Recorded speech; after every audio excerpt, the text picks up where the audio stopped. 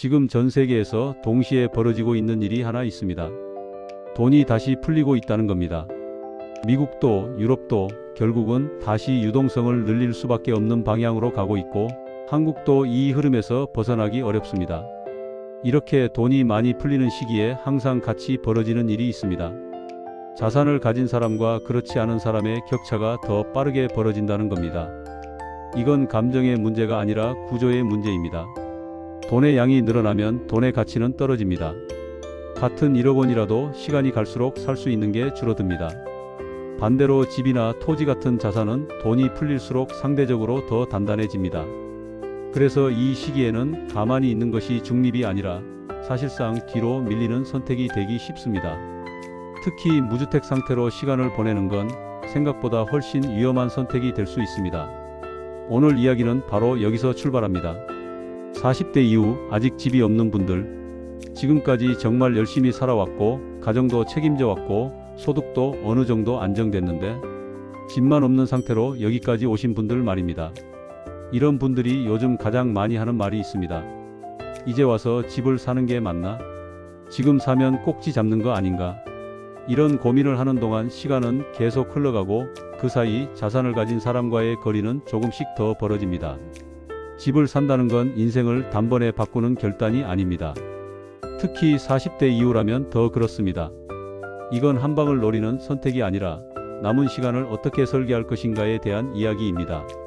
그리고 그 설계의 출발점은 생각보다 단순합니다. 무주택 상태를 정리하느냐 아니면 계속 유지하느냐의 문제입니다. 많은 분들이 무주택에서 벗어나는 방법을 떠올리면 기존 아파트를 사는 그림부터 생각합니다. 준신축이나 구축 아파트를 매수해서 바로 실거주를 시작하는 방식이죠. 이건 지금도 여전히 가장 현실적인 선택 중 하나입니다.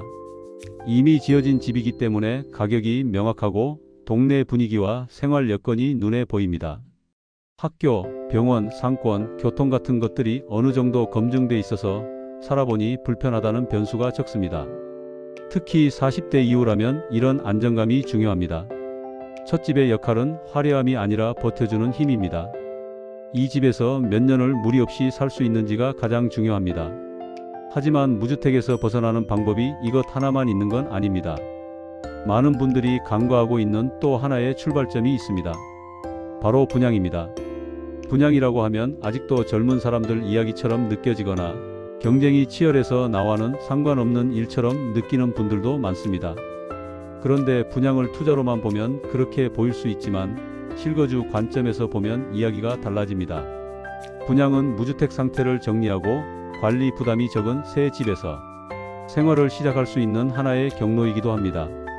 최근 신문에 나온 포레나더샵 인천시청역 분양 사례를 보면 이 점이 잘 드러납니다.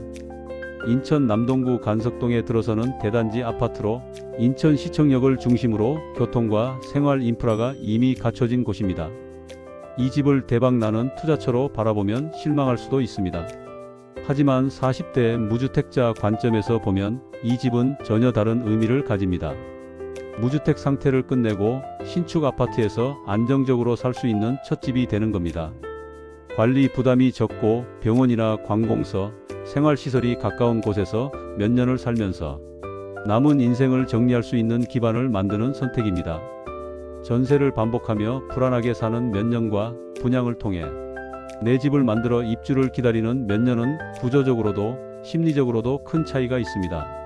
여기서 중요한 건 첫 집이 신축이냐 구축이냐가 아닙니다. 중요한 건 무주택 상태를 정리하느냐입니다. 준신축이나 구축 아파트로 시작해도 되고 분양으로 시작해도 됩니다. 방식은 다르지만 역할은 같습니다. 첫 집은 인생의 종착지가 아니라 출발점입니다. 이 출발점 위에 서야 다음 선택이 가능합니다. 그리고 이때부터 갈아타기라는 개념이 현실이 됩니다. 갈아타기를 이야기하면 많은 분들이 이렇게 묻습니다. 언제 갈아타야 하느냐, 몇 년을 보유해야 하느냐, 이 타이밍이 맞느냐 틀리느냐. 그런데 갈아타기는 정답 시점이 있는 문제가 아닙니다. 갈아타기는 자기 상황에 맞춰 부지런히 움직이는 태도에 가깝습니다. 소득이 늘어났다면, 대출이 줄어들었다면, 가족 상황이 바뀌었다면 그때그때 내 조건에 맞게 한 단계씩 옮겨가는 겁니다. 자산이 눈덩이처럼 굴러간다는 말이 있습니다.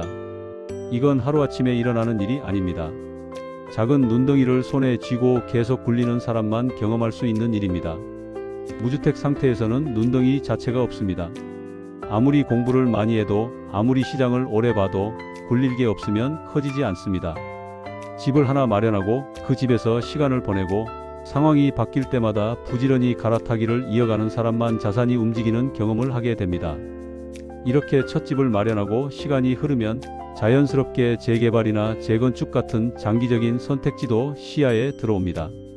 최근 서울시 심의를 통과한 구룡마을 재개발이 그런 사례입니다. 강남 한복판에 위치했지만 오랫동안 개발이 지연됐던 곳이고 이제는 주택 공급 계획이 구체화되고 있습니다. 이런 지역은 기다림과 불확실성을 감당해야 합니다. 그래서 무주택 상태에서 바로 접근하기엔 부담이 큽니다. 하지만 이미 기축이든 분양이든 첫 집을 가지고 실거주를 하며 자산과 시간을 만들어 온 사람에게는 이야기가 달라집니다. 첫 집에서 쌓은 기반이 있기 때문에 이런 장기적인 선택도 현실적인 고민이 됩니다. 결국 이 이야기를 한 문장으로 정리하면 이렇습니다. 돈의 가치가 떨어지는 시대에 무주택으로 가만히 있는 건 생각보다 위험한 선택일 수 있습니다. 갈아타기는 타이밍을 맞추는 기술이 아니라 자기 상황에 맞춰 부지런히 움직이는 태도입니다.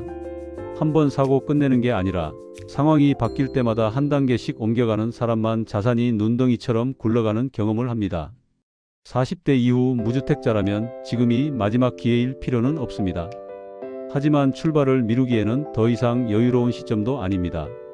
신축이 아니어도 좋고 분양이든 기축이든 상관없습니다. 중요한 건 무주택에서 벗어나 자산이 움직일 수 있는 자리에 서는 것입니다.